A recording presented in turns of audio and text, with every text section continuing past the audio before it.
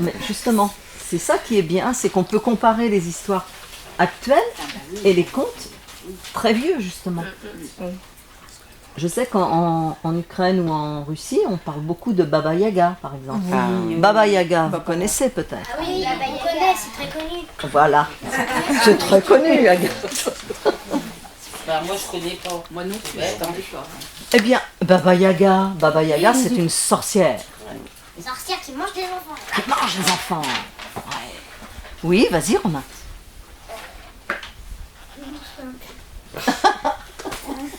Ça va revenir. Ça va revenir, t'inquiète. Baba Yaga, c'est un peu notre fée Carabosse à nous. D'accord. Elle mange les enfants et C'est des choses. elle a une maison avec des pieds de Des poule. pattes de poulet. Des pattes de poulet, très Ouais. juste. Une Très bien. maison en bois avec des pattes de poulet. C'est une hutte. Sa maison, c'est une hutte. Une hutte en bois avec des pattes de poulet. Très Oui, et une hutte en bois avec des pattes de poulet. Oui, c'est ça. Qui pattes de poulet. Pattes de poulet. Qui court. Bah, qui marche. Qui marche. Qui marche et qui généralement, c'est con.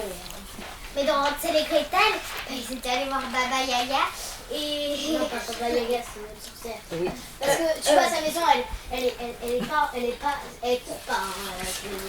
Elle est en. Des sucettes, des bonbons.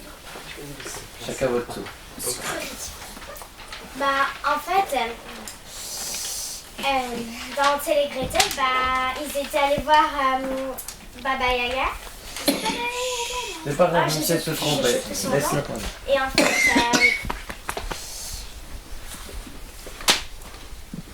quand Gretel avait dit un mot, enfin non, Gretel avait brûlé la maison de je sais plus le nom de la sorcière, et en fait, elle avait couru pour mettre ses pieds dans l'eau. Et la sorcière, elle avait hurlé, c'est le petit enfant, je crois qu'elle a dit ça, et elle avait dit, vous me brûlez la hutte. Ouais. Je veux bien la raconter, mais je l'ai pas fini. Donc... C'est pas grave, On va t'aidera à la finir. on va peut-être trouver une Inventer fin. une histoire. Eh bien, on va peut-être trouver une fin. Ce serait bien. Margot et compagnie. Il était une fois une jeune fille nommée Margot. Elle avait 9 ans et de nombreuses amies. Daphné, Marie-Laure, Siloé et Lana. Un jour, à la récréation, les jeunes filles trouvèrent un passage étrange. Je parie que c'est un passage secret, dit Siloé un peu rêveux. Ce n'est pas possible, on est quand même dans une école, dit Margot. Là, tu marques un point, dit Marie-Laure. C'est malin de briser mes rêves, rétorqua Siloé, déçu.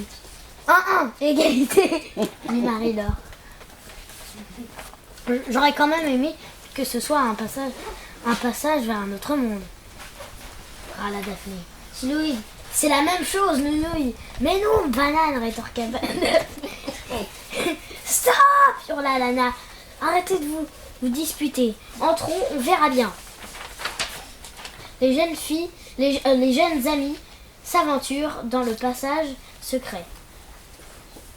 Elles débarquent dans une forêt merveilleuse. C'est... Waouh, dit Siloé qui ne trouvait pas les mots. Sans vouloir te vexer, ça ne veut rien dire. Remarqua Margot. Alors Siloé, c'est qui avait raison? C'est qui avait raison? Dit Daphné, très heureuse. Oh, ça va, rétorqua Siloé. Pour la dernière fois. Pour la dernière fois. Stop, hurla Lana. S'il te plaît, Lana, et même nous toutes. Chut. Soudain, un énorme et effrayant dragon leur fit face.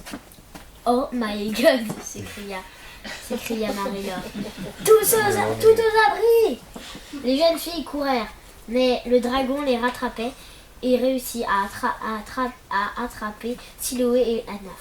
Après s'être mise en sécurité, le bout du groupe se rassemble. Qu'est-ce qu'on fait? Hurla Margot. On va les sauver, dit Marie-Laure. T'es folle, le dragon va nous manger, s'inquiète Daphné. Et après, là, j'ai pas fait. Bravo, Ah bah, Carmen. c'est très bon. C'est surtout que tu le lis avec un... Elle le vit. Tu le vis en même vraiment. temps, quoi.